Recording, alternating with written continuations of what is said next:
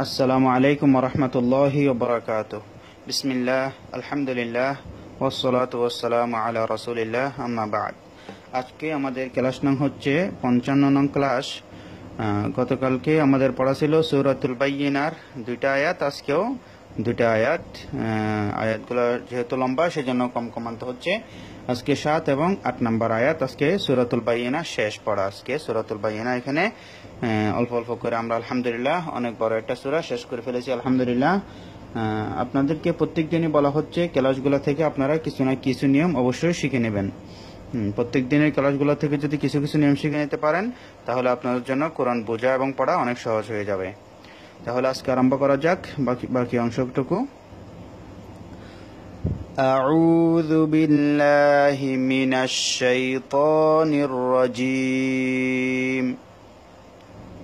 এখানে তো আর বলতে হচ্ছে না আপনাদেরকে। মদের হরফ তিনটি, ওয়াও, আলিফ, ইয়া। জবরের বাম পাশে খালি আলিফ, জেরের বাম পাশে ইয়া সাকিন, পেশের বাম পাশে ওয়া সাকিন থাকলে এক আলিফ টানতে হয়। এক আলিফ টানাটাকে মধ্যে তবে বলা হয়। ওই জন্য আউ, এভাবে আউ হরকত এক জবর এক জের এক পেশকে টান হয় না। আউযু বিল্লাহি মিনাশ শাইতানির রাজীম। ইন্নাল্লাযীনা আমানু ওয়া আমিলুস সলিহাতি উলাইকা হুম খায়রুল বারিয়াহ। আপনারা এখানে যে দেখতে পাচ্ছেন লাম আলিফ, এখানে বলা হয় লা ওয়াকফা আলাইহি, অর্থাৎ এখানে ওয়াকফ না করা ভালো, এখানে ওয়াকফ করা যাবে না। এইখানে যেভাবে একটা ছোট লাম দেখতেছেন, এখানে ওয়াকফ না করা ভালো সেটা বোঝায়। লা ওয়াকফা আলাইহি বোঝায়, অর্থাৎ এখানে ওয়াকফ করা যাবে না সেটা বোঝায়।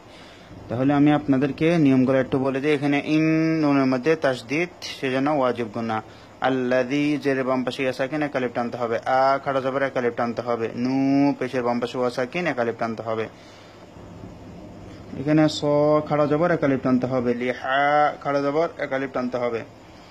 উলা এখানে মধ্যে মুত্তাসিল চার আলিফ টানতে হবে।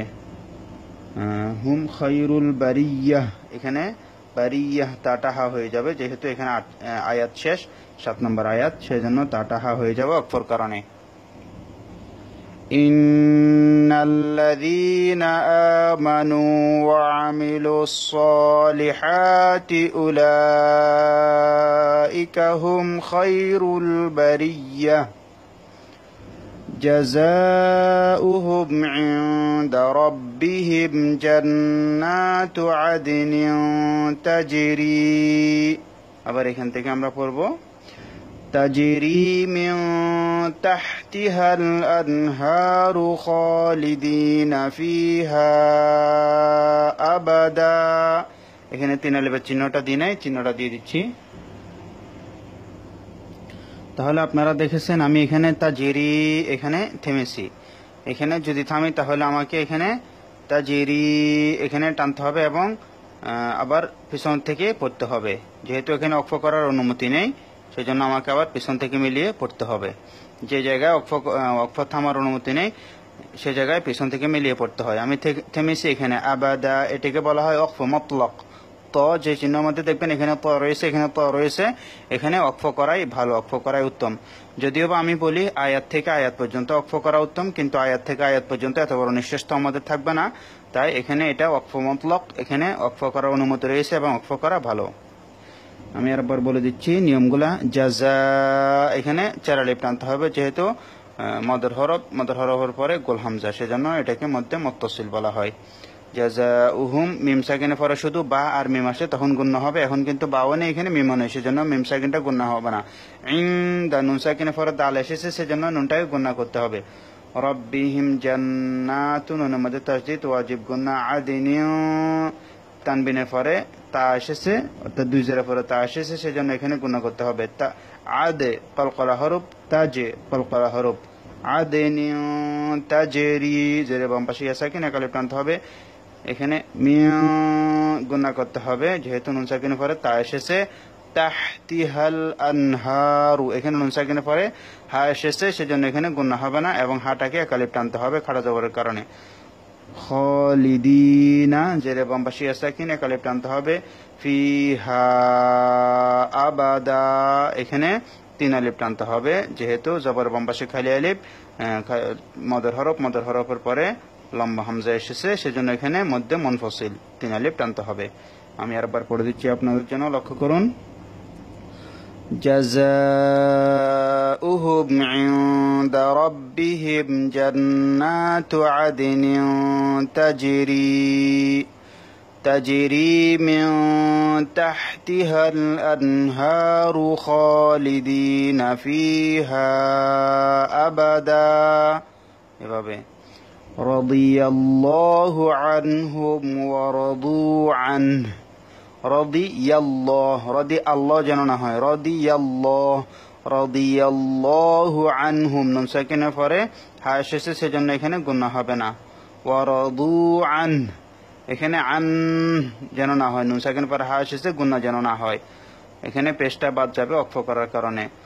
রাদিয়াল্লাহু আনহুম ওয়া রাদু আন যালিকা লিমান খাশিয়া রাব্বাহ। এখানে লিমান নুন সাকিনের পরে খ এসেছে, সেজন্য এখানে গুণা হবে না। নুন সাকিনের পরে হামজা হা আইন হা গাইন খ আসলে গুণা হয় না। তাহলে আমি আরেকবার বলে দিই আপনাদের জন্য।